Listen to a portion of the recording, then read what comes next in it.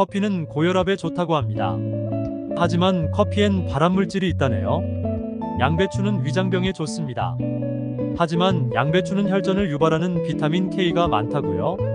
마지막으로 붉은 고기는 빈혈에 좋습니다. 그런데 붉은 고기는 암을 유발한다고 합니다. 도대체 뭘 먹어야 건강에 좋을까요? 우리는 정보의 홍수 속에서 좋다고 하는 걸 참 많이도 먹습니다. 하지만 너무 정보가 많아 무엇을 먹어야 할지, 무엇을 먹지 말아야 할지 복잡하지 않으세요? 건강하게 살기 위해서 꼭 지켜야 할 세 가지만 뽑자면 무엇일까요? 그건 바로 잠 잘 자기, 잘 먹기, 운동하기입니다. 비만 구조대는 이전 잘 자기 편에 이어서 오늘은 잘 먹기에 대해 알아보고자 합니다. 최근 박사들이 발표한 최신 자료에 의하면 무얼 먹는 게 좋은지는 정확히 밝히는 자체가 어렵다고 합니다. 집단, 사람을 대상으로 실험을 한다는 자체가 불가능에 가깝다는 거죠. 가령 붉은 고기가 대장암을 유발한다는 가설하에 두 집단을 대상으로 한쪽은 소고기, 돼지고기만 먹게 하고 다른 쪽은 생선, 채소 등을 먹게 하는 실험은 할 수가 없습니다. 그 이유가 뭘까요? 그건 바로 어떻게 사람을 대상으로 암을 유발할 수도 있는 위험한 실험을 할 수가 있겠냐는 겁니다.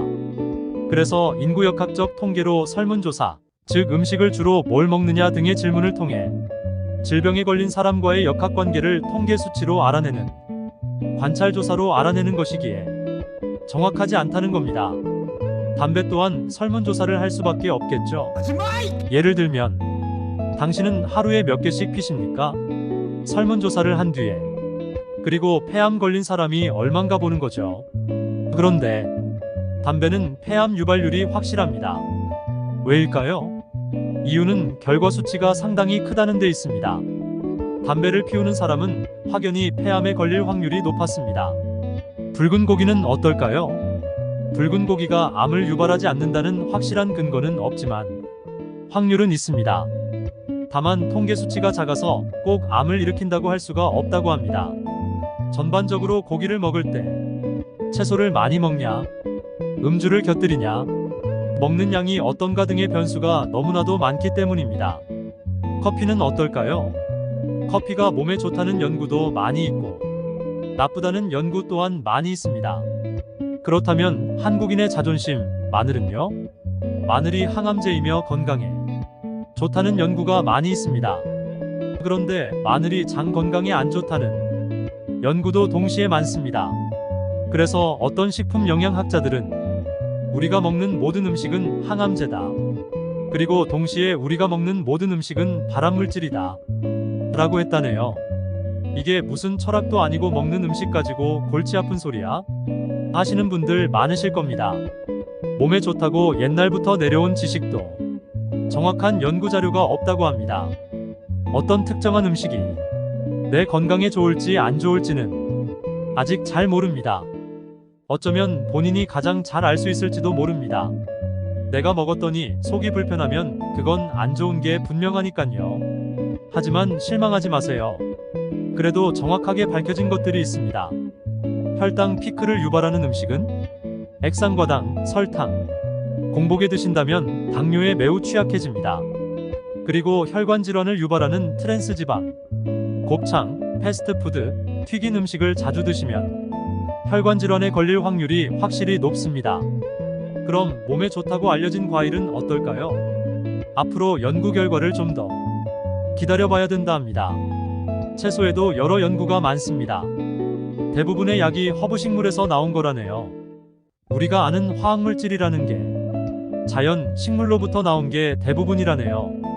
그래서 자연적인 거랑 화학적인 걸 뚜렷하게 구분하는 것도 실익이 없다고 합니다. 정말 믿을 게 하나도 없죠? 결론 말씀드리겠습니다. 극단적인 식품의 섭취를 줄이고 적당히 균형 있게 골고루 드시는 게 중요하며 가장 중요한 것은 식후 혈당이라고 합니다.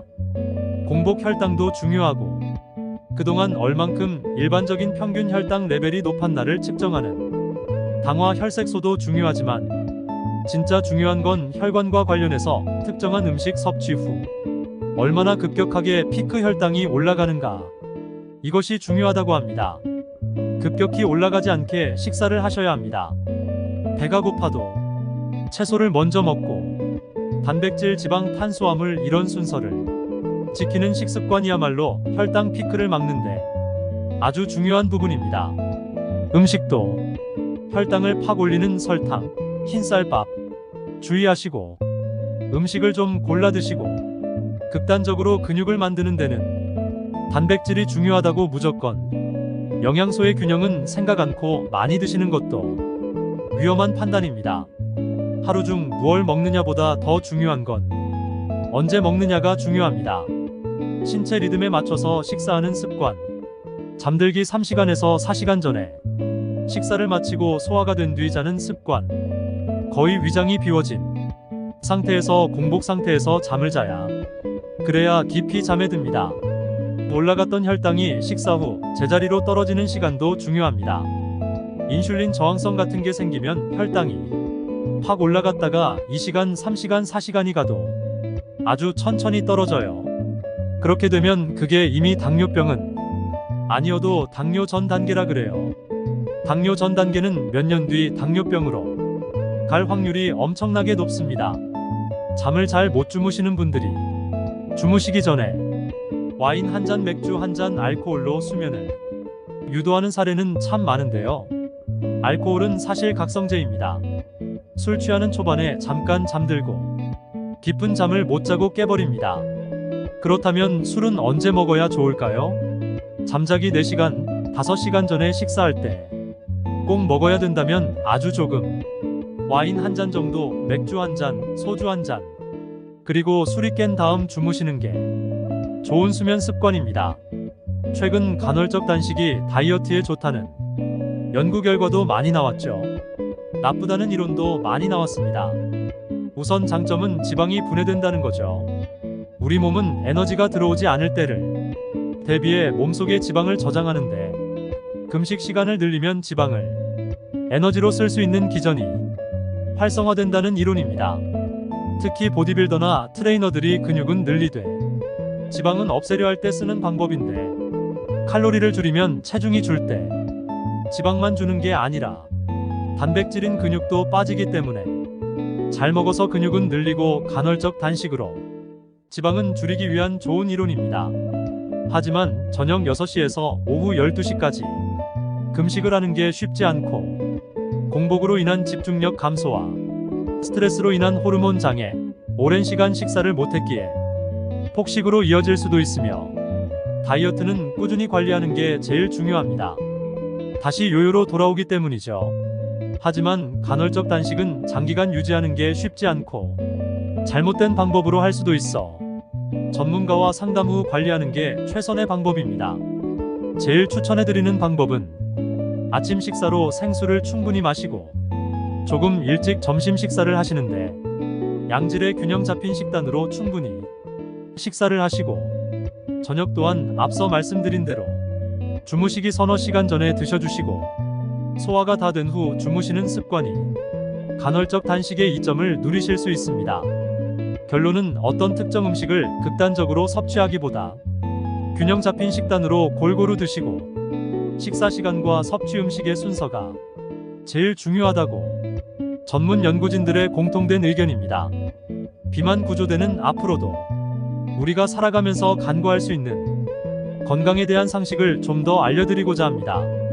오늘도 영상 끝까지 시청해주셔서 감사합니다.